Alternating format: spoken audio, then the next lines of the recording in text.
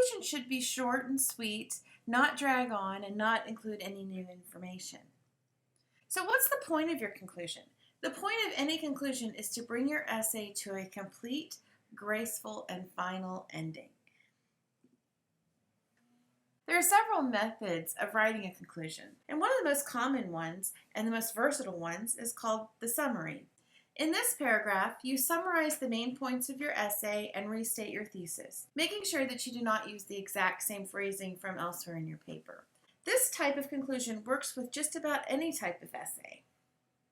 The next type of conclusion would be a recommendation, and this suggests a solution to a problem that you've identified in the paper or a call to action. And a call to action is something you want your readers to then do.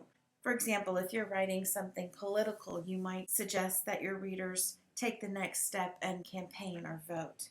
This type of conclusion is most effective for persuasive or argument essays. The prediction conclusion encourages readers to look ahead and imagine what could be. It's usually most effective for cause and effect, and sometimes it works for arguments as well.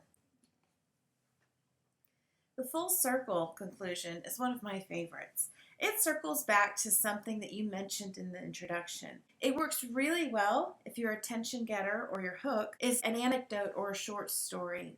It works with most types of essays, but it is especially effective for narratives and descriptive essays. It kind of ties your paper up into one nice package. Some conclusions work well if you add a quotation.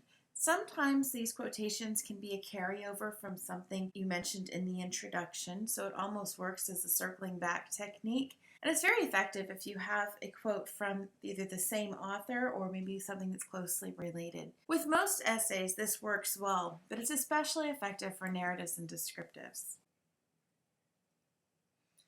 One thing you've got to avoid when you're writing a conclusion is sermonizing. No matter what type of essay you write, you must assume that the readers are on your side.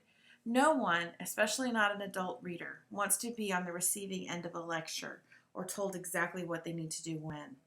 Even if you're writing a how-to, also called a process paper, you need to make friends with your audience. So this is something that you've done throughout the paper in terms of vocabulary and tone, and you simply carry that over into the conclusion. Also, you do not want to announce. Maintain a very natural voice throughout your paper and in the conclusion. Never use phrases like, "as I have proven," or "as you can see." You want to make sure that you're writing in third person, and neither of those examples is in third person. Also, your tone and vocabulary should indicate an ending. The reader knows that nothing new is coming because you've stopped talking about new things. And in many cases, the transitional phrases in conclusion or in summary are not even necessary because the tone is obviously gracefully ending your paper.